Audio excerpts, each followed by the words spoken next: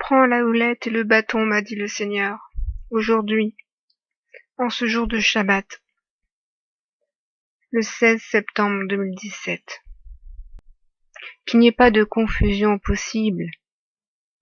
Lorsque je dis je fais Shabbat, c'est le Père qui accomplit l'œuvre du Shabbat en moi, car le Shabbat est l'œuvre du Père.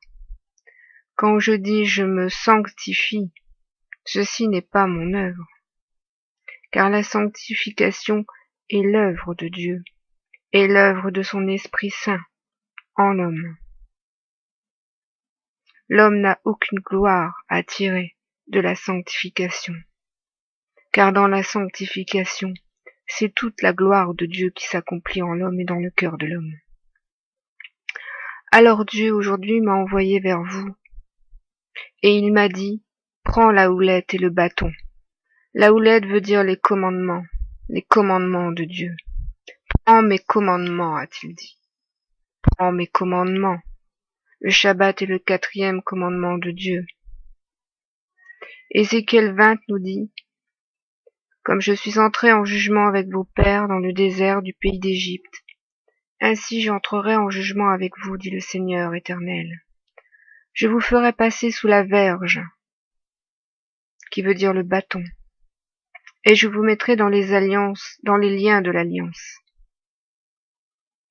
Je séparerai de vous les rebelles et ceux qui me sont infidèles. Je les tirerai du pays où ils sont étrangers, mais ils n'iront pas au pays d'Israël, et vous saurez que je suis l'Éternel. Oui, car l'Éternel va entrer en jugement contre les nations, et sa colère passera, mais le monde ne passera pas, avant que toutes les nations seront assemblées devant lui. Il séparera les uns d'avec les autres, comme le berger sépare les brebis d'avec les boucs. Alors prends la houlette et le bâton, m'a dit le Seigneur aujourd'hui en ce jour de Shabbat. Savez-vous que le bâton n'est pas uniquement le bâton du berger? Il est aussi le sceptre du législateur dans la parole de Dieu, le bâton souverain, car le Père des cieux est souverain. Il est le législateur de la loi de vie, accomplie en son Fils Yeshua par l'Esprit de vie. Savez-vous aussi que dans la parole de Dieu, le bâton veut dire loi, et aussi être inscrit, car Dieu inscrit sa loi dans nos cœurs, a-t-il dit. Et rien ne passera sans que tout ce qui fut annoncé soit accompli. Malheur à ceux qui croient et proclament que tout n'est pas révélé dans la parole de Dieu. Car Dieu ne nous a point caché de choses, mais il a envoyé parmi nous la révélation, la lumière de la révélation, afin que nous sachions tout ce que nous devions savoir. À ceux donc qui ne savent pas comment ces choses arriveront, et qui réfléchissent à ces choses, je vous l'ai dit, car ce n'est pas de moi-même que je parle. Au lieu de réfléchir, laissez-vous guider par la houlette et le bâton de Dieu. Laissez-vous placer dans le lieu qu'il vous a destiné, car l'Éternel, le Père des cieux, est notre Roi et le Sauveur. Il n'y a aucune œuvre dans le Fils qui ne peut être réalisée sans le Père, car tout ce que le Fils fait, c'est le Père qui le fait, car tout ce que le Fils dit, c'est le Père qui le dit. Et si je vous dis moi-même ces choses, c'est le Père qui le dit en moi. Alors ne soyez pas effrayés par ce qui doit arriver bientôt, et cessez d'écouter l'homme, mais écoutez Dieu.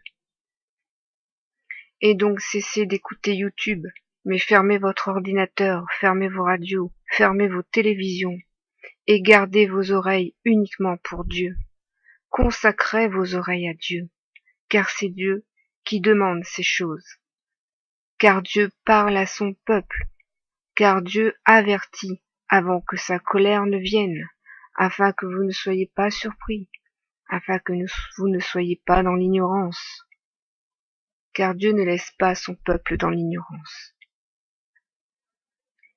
Et l'heure tarde où l'homme se soucie plus de ses occupations et de ses œuvres que de l'œuvre de Dieu. Et cet homme sera bien surpris le jour venu d'avoir fait des œuvres pour Dieu et de ne pas avoir été averti, alors qu'il se disait prophète. Dieu avertit son peuple en ce moment. Dieu dispose son peuple, m'a-t-il dit. Et lorsque Dieu me dit qu'il dispose son peuple, il veut dire qu'il dispose le cœur des hommes vis-à-vis de lui, mais qu'il dispose aussi son peuple de manière géographique, c'est-à-dire dans le lieu qui lui est destiné. Mais ceci ne vient pas de manière à frapper les regards, car ce lieu ne fait pas partie de la géographie du monde, car ce lieu est un lieu céleste, une promesse éternelle. Et je crois que le Père m'a placé en lui, dans sa volonté toute puissante, car sa volonté est puissante.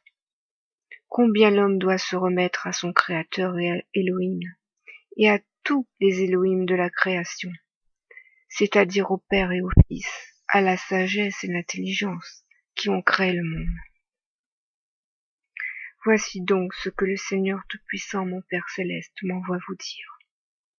Écoutez-moi. Ne soyez pas dans la confusion des fausses révélations. Je vous le répète, le Père Céleste a une sainte horreur de YouTube.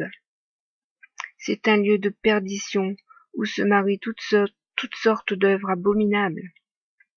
Et sachez-le, la parole de Dieu n'habite pas au milieu de l'abomination. Alors vous me direz pourquoi avez-vous fait cette vidéo, si ce lieu est une abomination. Cette vidéo est faite pour avertir les brebis égarés. Cette vidéo est un avertissement pour tous ceux et celles qui ont l'amour de la vérité, l'amour de Dieu et l'amour de l'obéissance. Voici que je viens, dit le Seigneur. Voici que je me tiens à la porte de chaque cœur.